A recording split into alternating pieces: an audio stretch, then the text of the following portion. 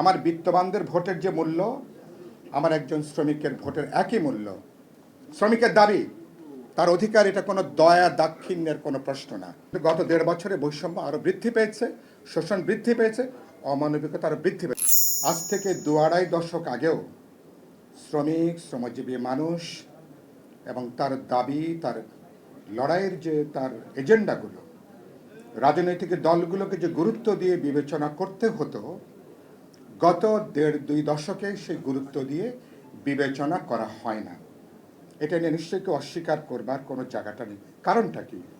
কারণটা হচ্ছে ভোটের অধিকার যখন থাকে না, গণতান্ত্রিক অধিকার যখন থাকে না, প্রধানমন্ত্রীর 1 ভোট, আমার একজন শ্রমিক ভাইয়ের 1 ভোট, তো এই ভোটের যে মর্যাদা যখন এটা থাকে না, শ্রমিকের রাজনীতিতে তার যে গুরুত্বটা, সেই গুরুত্বটা কার্যত থাকে না আর কি। আগে অন্তত পক্ষে 5 বছর পর পর বা ভোটের সময় এলে শ্রমিকের কাছে যাওয়া, কথা বলা, তার সমর্থন, তার বাঁচার দাবি কি, ভাই বলে জড়িয়ে ধরা বা মা বলে তারপরে কদমবুচি করা, তো এখন তো গত 1.5-2 দশকে এটার কোনো আর দরকার হয়নি। আসল জায়গাটা হচ্ছে এইখানে। ফলে ওনারা বহু বছর আমাদের রাজনৈতিক ইতিহাসে, আমাদের রাজনৈতিক একেবারে পাকিস্তানি জমানা থেকে শুরু করে মুক্তিযুদ্ধের আগে, বিশেষ করে 69-এর গণঅভ্যুত্থানের পর থেকে শ্রমিক শ্রেণী অসাধারণ গুরুত্বপূর্ণ ভূমিকা পালন করে এসেছেন রাষ্ট্র রাজনীতিতে।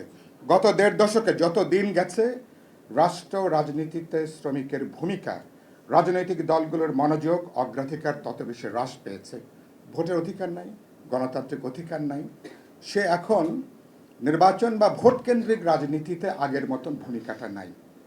এবং এবার যদি ভোট দেবার যদি সুযোগ যেটা তৈরি হয়েছে, আশা করি 12 ফেব্রুয়ারি হলে, যে কারণের জন্য এখন বিভিন্ন রাজনৈতিক দল বা সংগঠনকে তারা যদি জায়গাটা বিবেচনার মধ্যে নেন যে শ্রমিকরা ভোট দিতে পারবে, আমার বিত্তবানদের ভোটের যে মূল্য, আমার একজন শ্রমিকের ভোটের একই মূল্য, তো এই ভোটটা, এই ভোট না থাকাতে শ্রমজীবী মানুষ আরও অধিকারহীন হয়েছে, শ্রমিক আরও প্রান্তিক জায়গায় গেছে, গরিব থেকে আরও গরিব হয়েছে।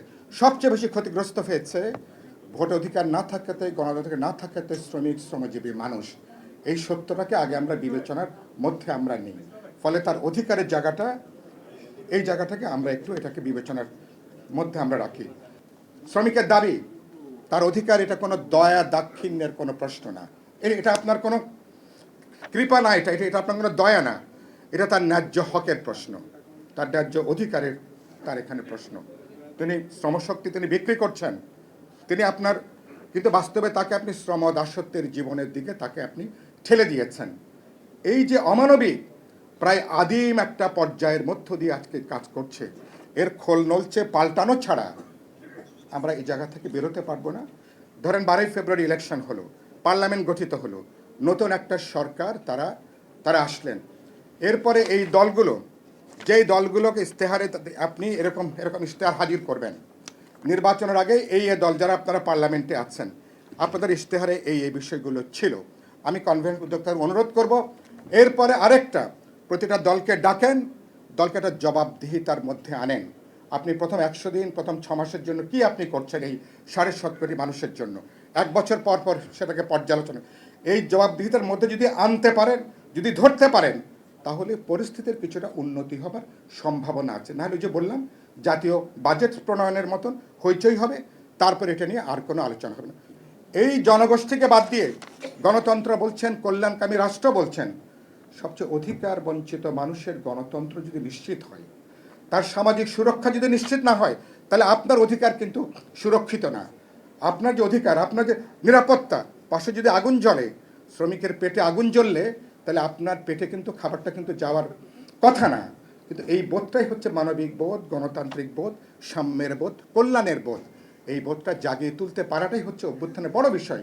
বৈষম্য বিরোধী আন্দোলন, কিন্তু গত 1.5 বছরে বৈষম্য আরও বৃদ্ধি পেয়েছে, শোষণ বৃদ্ধি পেয়েছে, অমানবিকতা আরও বৃদ্ধি পেয়েছে। চলেন, ও কোথাও না কোথাও থেকে আমাদেরকে শুরু করতে হবে।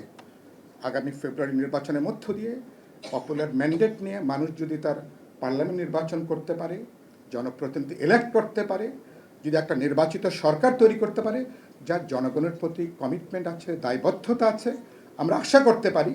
আর যদি কনস্ট্যান্টলি এটা সার্ভাইলেন্সের মধ্যে যদি আমরা রাখতে পারি সরকারকে, পার্লামেন্ট মেম্বারদেরকে, রাজনৈতিক দলগুলোকে, পরিস্থিতি কিছুর উন্নতি হতে পারে। চলেন সে ব্যাপারে আমরা একটা যৌথ উদ্যোগ নিই, দলগতভাবে নিই, যৌথভাবে নিই।